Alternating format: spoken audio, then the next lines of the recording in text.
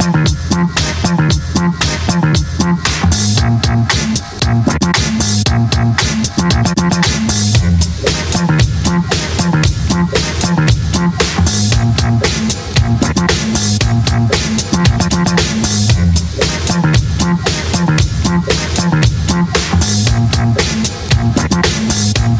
to the Power Factor Show. Episode 132. Sponsored by Rainier Ballistics, Hodgdon Powders, and JPL Precision. Hi, welcome to Power Factor. I'm Larry, and this week I'm going to make a case for .40 caliber, and not actually make a case, but I'm going to state my case for .40 caliber. I don't know if you've noticed or heard on the show, I've mentioned a few times that I'm the .40 guy. I like .40 caliber. This is going to be a little bit about my personal experience, my personal views, and why I think .40 caliber is the most versatile cartridge for the shooting sports, at least for the games that we play. IDPA, USPSA, even Steel Challenge. It's a really, really great cartridge, and it's really the rules that make it so great. So we'll dive into the rules here a little bit. Not too heavy, but I've got my USPSA 2008-2010 revision rule book on hand here, and I've made some notes, and we're going to go through that. So if you're just getting started out, maybe you're watching this show and thinking, I'd love to get into USPSA, but all I have is this 22 pistol. So I have to get a center fire pistol. And so what should I buy? Let me state my case again, like I say, for the .40 caliber, especially, and maybe only really if you're reloading. If you're buying factory .40 caliber, it's pretty hot stuff.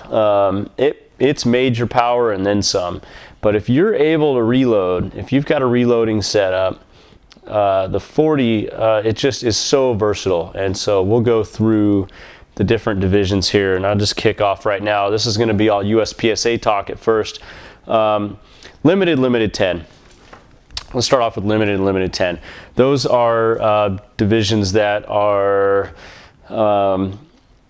dominated by Glocks, STIs, 1911 pattern wide body guns, para-ordnance, what have you, Springfield wide bodies, Caspians. Most of the time when you're shooting limited 10, or you see somebody shooting limited or limited 10, they will be shooting .40 caliber. And the reason for that is major and minor scoring. We'll go back just real quick here and talk about major and minor scoring. Minor power factor, there's what we call minor power factor and major power factor. This is a USPSA target, and any hit in the A zone or the upper A zone is 5 points, regardless if you're major or minor. But once you get outside of that A zone, you're down a point if you're shooting minor power.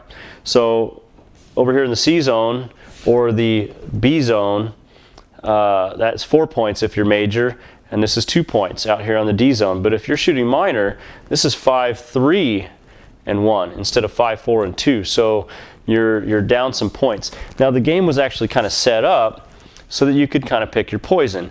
That being the deal with the recoil of the .40 caliber or the bigger calibers, even .45, and go for the major power factor and get more points, or go with less recoil but more mag capacity in the limited division. So one of the limits, actually these days, one of the only limits in the limited division is your magazine length, and that is 141.25 millimeters overall maximum length. And so get as many rounds as you can get into that magazine for limited division in that 141 millimeter mag. I've had magazines with STIs that held 21 rounds. My Glocks are 20 on a good day. Usually 19 is what I'm loading these days into the Glock. So, but that magazine is 141 millimeters. So that's kind of the, where one of the big, major defining factors of the limited division. So you're going to pick minor, you're going to pick major. I think that's the reason it was set up. Like I say, you could pick the capacity or pick the points? Everybody goes for the points. Virtually everybody goes for the point advantage by shooting a major caliber round. So now the rules are set up such that 40 caliber is the minimum caliber allowed to make major power factor. Sure, you could drive a 9mm bullet to major power factor, and people do it all the time in limited division, but just the way the rules are set up, 40 is the smallest diameter bullet you can get that's legal to make major scoring in USPSA. And now with the smaller diameter bullet, you get more rounds in the magazine. You'll see occasionally some people shooting 45, and they'll be down in capacity by 3 rounds. I think three or maybe even 4 rounds. And some, you know what, some people think that's okay, and I will talk more about why that's okay when we talk about open. But the differences between limited and limited 10, the guns are the same, just the magazine capacity is only 10 in limited 10. So typically you'll see people shooting a 180 grain bullet. When it comes to reloading your 40 caliber ammo for major power, typically you'll see people loading a 180 bullet up to about 950 feet per second. That'll get you it's either 169 or 170 power factor. 916, 917, that's the bare minimum to make major if you've got a 180, a true 180 caliber, a 180 grain bullet. Sometimes you'll see the 165 grain as well, especially in the longer guns, and that's like a 6-inch gun like I shot over the years. And I still like the 180. A lot of people advocated the 165 grain bullet at a higher velocity. It takes 1,030 feet per second is about where you want to be to make your major power. Of course, 165. I guess we should step back first of all and talk about power factor again, in case you haven't been paying attention, or in case you're new to the show, in case you're new to competition shooting. Power factor is your bullet weight times velocity divided by 1,000, and 165 is major, 125 is minor. So if you take 180, multiply by 916, you'll get to 165, and divide by 1,000, you get to 165. So therefore, 165 grain bullet at 1,000 feet per second, divide by 1,000, you're back to 165. But that's the bare minimum. So you want to be driving that 165 grain bullet out to about 1,030. It would be a good margin of error, comfort zone, to make sure that your every round is above that floor to make major. So anyway, on those longer guns, the 6-inch guns, you can get more velocity because you got that much more barrel length, and it's easier to drive those 165s a little faster. So that's what you'll see commonly. Mostly 180s, and if you're shooting factory ammo, this stuff can be pretty hot. I've shot some 165 grain, I've chronoed some 165 grain Winchester white box through my Glock 35 many years ago. And I think it was 177 power factor. It's pretty hot. So if you're reloading, again, this is my advocating here for 40 caliber to be your versatile. If you're gonna minimize your expense with one gun and one reloading setup, I like the 40. Let's move on to the production division. So first of all, capacity doesn't matter. Pretty much every gun that you're gonna see in the game is gonna be able to hold at least 10 rounds, and that's the magazine capacity maximum for production division is 10 rounds, plus one in the chamber at the start buzzer if it's a loaded start. But so capacity doesn't matter. So who cares if it's a 9 or a 40? We're not trying to cram, we're not filling the magazine. So if you can hold 10 in your chosen caliber, you're good to go.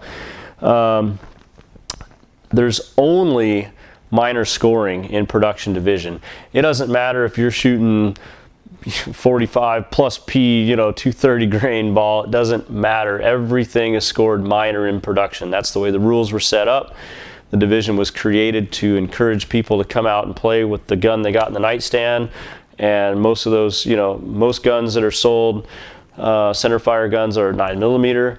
And so it was set up so that you could grab cheap ammo and grab your 9mm defensive Glock or what have you and come out and play. So they didn't want any kind of equipment race or anything like that when they set up the division. So everything is scored minor. So again, if you're reloading, you can significantly reduce your powder factor with your 40 caliber bullet. And there's different ways to do that. A lot of people will just take their 180 grain bullet, which is what I did when I first started loading for minor. Just take the 180 grain bullet and reduce that powder charge until you come to some kind of manageable recoil impulse that's not too sluggish. That's the one thing I noticed, is that when I got too low, the gun seemed to run real sluggish and real slow, and I wanted to get back on the next target. It's like I was waiting for the gun. 180 at 800 feet per second, that's gonna get you about 144 power factor. If you do the math, that's as low as I could go without the gun feeling too sluggish. So I actually came up with another idea. How about we keep the powder charge the same as my limited load and just lighten the bullet? And so that's worked out really well for me. The gun's snappier, the slide cycle's faster, and the really nice thing is I don't have to change hardly anything on my reloading press. The powder charge is the same. Of course, everything else is the same. I just replace that. Instead of putting 180 bullets on there, grab some Rainier 135s and put them on there. And I've been able to reduce my power factor down to about 131, 132, 133, something like that. And that's like right where you want to be. Then you're right in there with the guys shooting 9mm. In terms of recoil impulse, and just the amount of recoil that you're dealing with is, you're right down there with 9mm. And actually, if you do the math, and I know we've talked about this kinetic energy formula and had some debate with another engineer viewer out there as to if kinetic energy was really the way to measure recoil. But if you do the math, there's less kinetic energy, so that's one explanation of why it even feels softer shooting than a 9mm.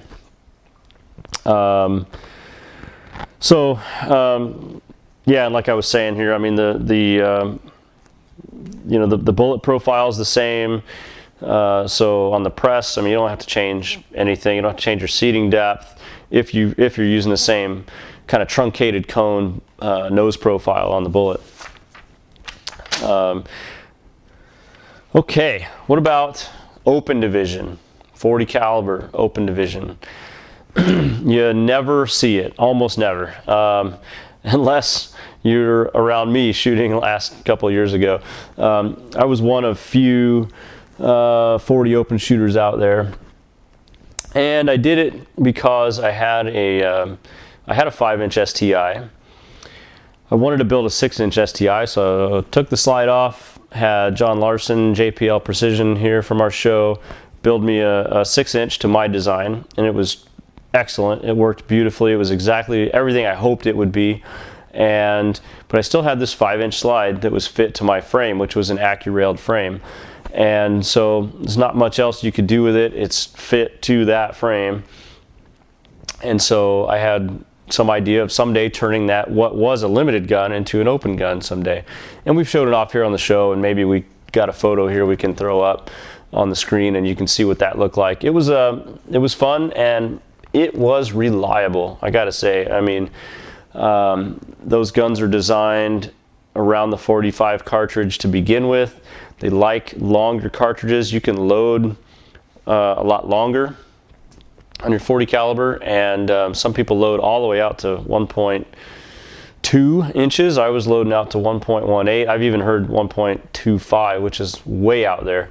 But I was loading to 1.18, which is quite a bit longer than factory. It would never chamber in a Glock. It would never fit in the magazine of a Glock. But for these STIs, it worked out really well. It was every bit as reliable as a limited gun, which when you see finicky guns on the range, it's typically open guns that you see that are being a little bit finicky. So the challenges, though, is finding the right load. I spent a long time developing a load because you're kind of on your own when you're shooting 40 open. Yeah, there's people out there. I started a thread that's become really popular on a competition shooting forum, Brian Eno's forum, called the 40 open, just 40 open thread, the mother of all 40 open threads. And I invited everybody shooting 40 open to come and post their experiences and what gun, and what barrel length, and what comp, what powder they like, what bullet they like, what their mag capacity they're getting in what we call the big stick, which is a 171 millimeter magazine, which is the limit for your magazine length in open. And everybody chimed in, and it was a real good learning experience, except that for me personally, and I think for a lot of people, everybody's shooting something different. Some people are shooting a Glock with a Lone Wolf compensator. Some people are shooting their 40 open without a compensator at all. So there was a guy that was, he liked the optic, but he didn't really care for a compensator, so he shot it without a comp. There's people shooting Schumann barrels, KKM barrels, STI barrels, you name it, Barstows, all different comp styles, all different barrel, mostly the barrel lengths were about the same, but some of them were longer a little bit, some were a little shorter. And then bullets. Some people liked Nosslers, which were very expensive. I found very good reliability and accuracy with the Rainier 135s. Some guys liked, I don't know if Montana Gold, I don't think they make a 135. They're down to 155 as their lightest. But there's a handful of bullet makers out there that people would choose. And then everybody liked a different powder. So if you go for it, just know that you're kind of in uncharted waters when it comes to finding a load that works your particular gun the best. And I mean that shoots flat, that keeps the muzzle down and keeps the dot on target, lets you track the dot a lot better. And once I fine-tuned that, once I found the right powder charge, I started with a powder that a lot of people recommended that was, I didn't really know exactly how to express it at first, but it just seemed too gassy. And they always say, oh, you want a lot of gas in open. You want as much gas as you can get to work that compensator. I really disagree, at least from my 40 open experience.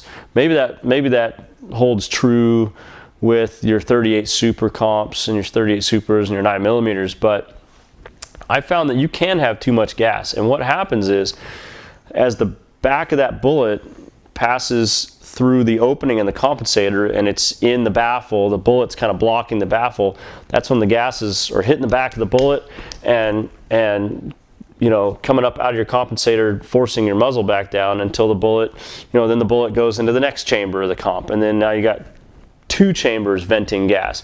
Well, once that bullet's gone, if your gun is still making gas, if your cartridge is still making gas, it goes out the end of the muzzle after the bullet's already gone, and that contributes to muzzle flip. So I found that in order to make major power comfortably with that 5 power factor margin, so we're always kind of shooting for about a 170 minimum is what we'd like to see. By the time I got there, way too much gas. So I moved up. I got a burn rate chart. I moved up the burn rate chart. I found another powder that someone else recommended.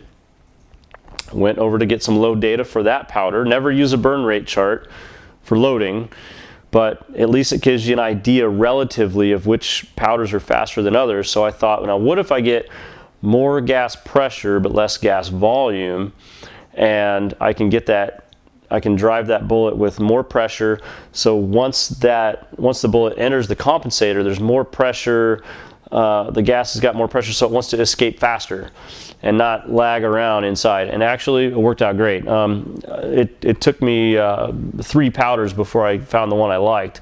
But that's the kind of thing you'll go through if you choose to shoot 40 open division. You get major scoring, of course, like we talked about. You can drive that to major power factor. Your mag capacity, though. So just like we talked about in the limited division, where some guys like to shoot 45, you still got the same magazine length to work with. 45 is a fatter bullet, so you get fewer in the mag. Well, it's the same thing with open division. The 38 Supers, the 9mm guys, they're getting, I don't know, let's say 30, 31. I think some people might claim 32.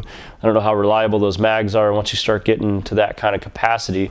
But, you know, if you're holding 31 rounds in a mag and 1 in the chamber, the maximum legal stage in USPSA, at least you can break this rule in a level 1 match, but the maximum is 32 rounds. So you got 32 rounds in the gun. There's a chance you might not reload on a stage like that. You might anyway if you make up a shot or you just want to have some insurance. But so now with that 171 millimeter length magazine, for me, I was able to get 26 rounds of 40 caliber. So I'm shooting against guys that got 30. So they got 30, I got 26, I'm down by 4. The only time that really hurt me is on a stage that was 25, 26, 27 rounds, and I had to reload and they didn't. But otherwise, pretty much everybody's reloading anyway. If it's a real short stage, nobody reloaded between the 40 open and the 9mm open guys. And if it was a 32 round stage, pretty much everybody's going to reload.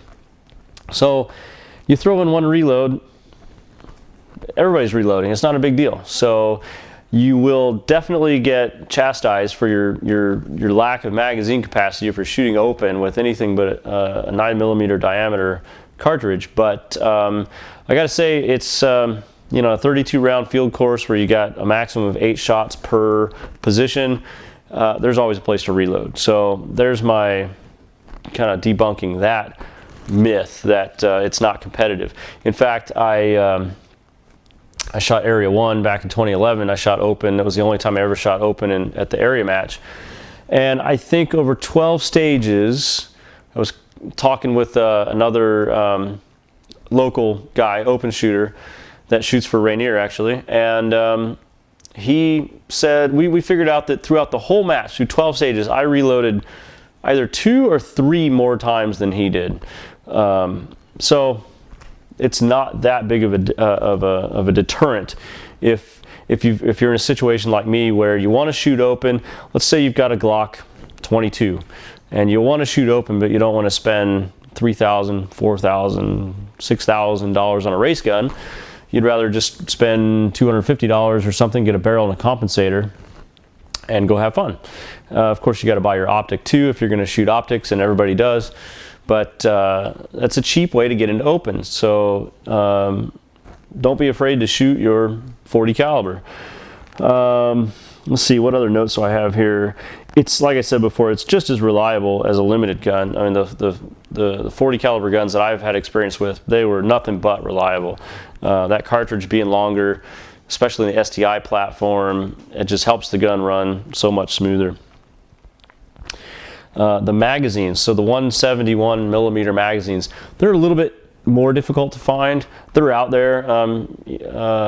If you're in a Glock platform, SJC, you can just give them a call and buy one. They make and modify Glock magazines to make them maximum legal length. If you're shooting STI, they're out there. I had one 171 millimeter magazine. That's all I really needed. And then I just, I used my limited magazines for the rest of the day. All my other mags were the 141 length, and they were totally legal for limited.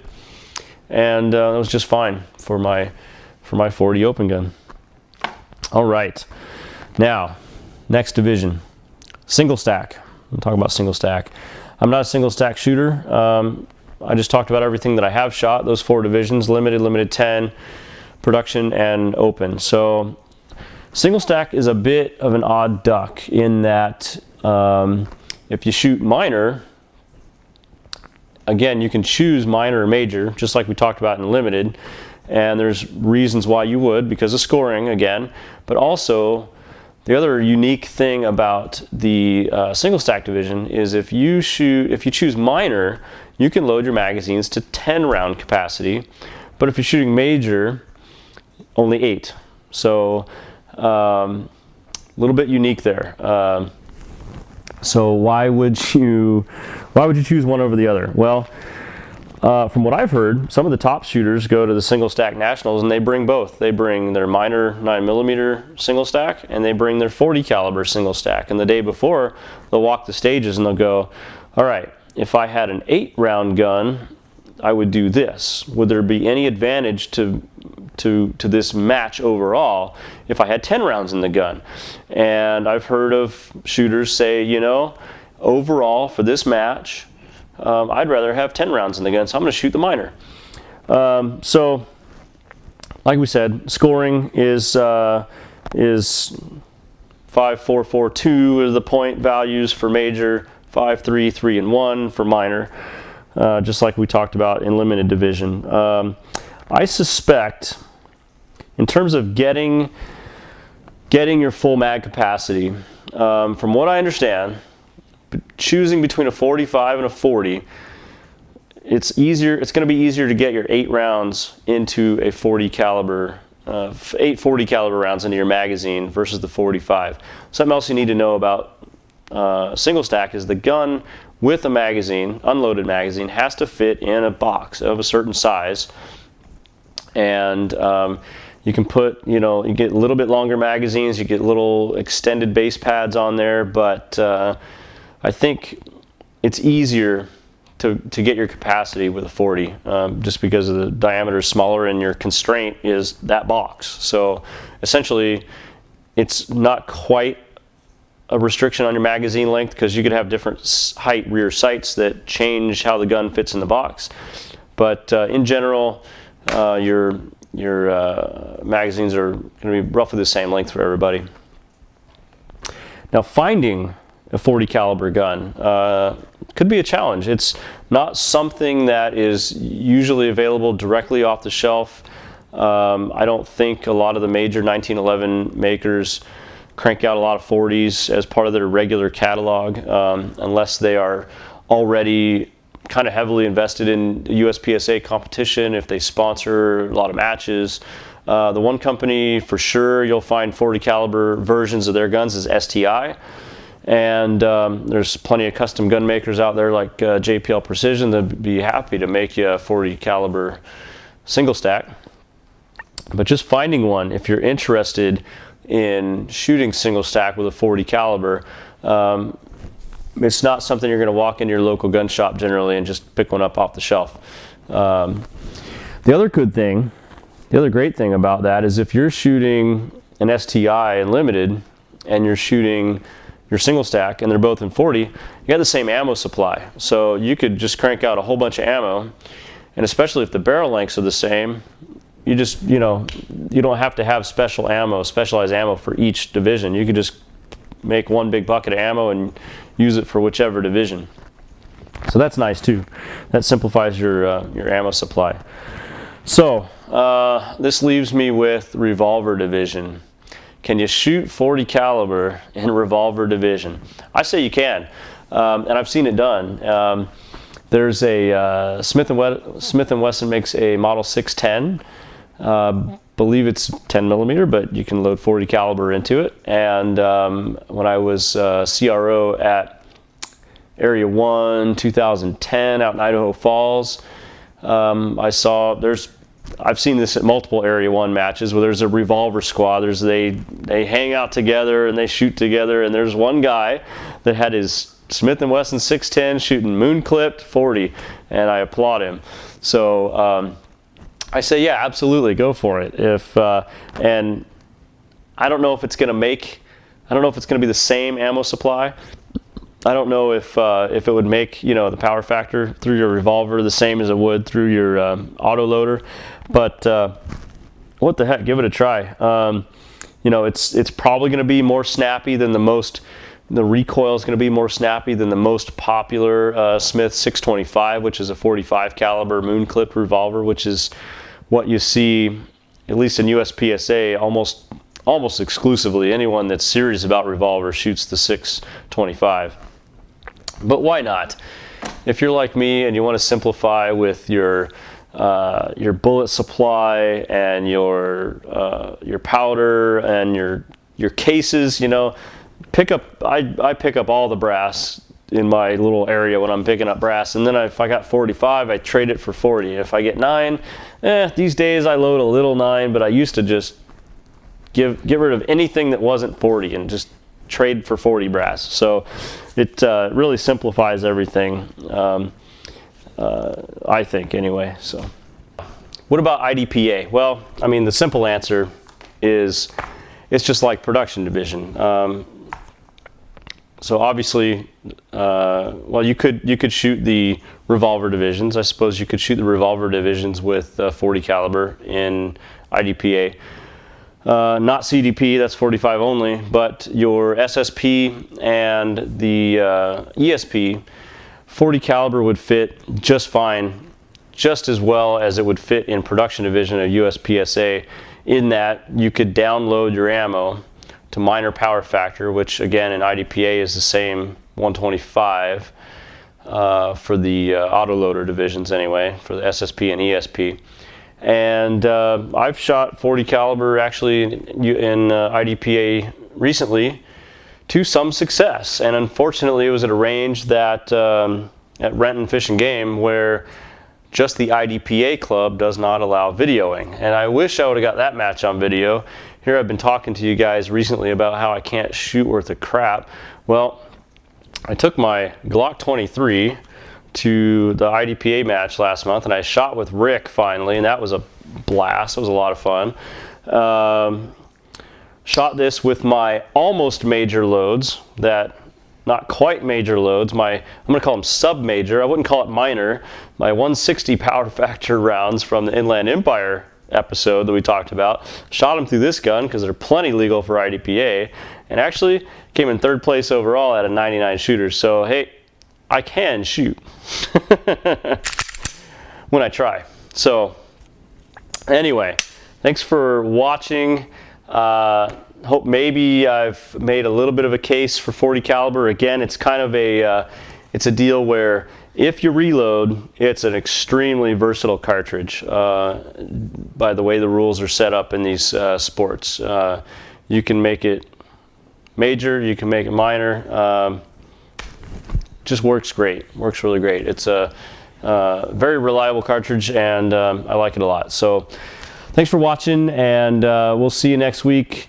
Shoot us any questions on our email at powerfactorshow@gmail.com. Check us out on our website, powerfactorshow.com. Facebook, definitely like us on Facebook if you would, at facebook.com/powerfactorshow. If you have any questions for me, if I left anything out about the 40 caliber, just send in that question to the email or post the question to YouTube, and we'll answer it. Thanks for watching. See you next week.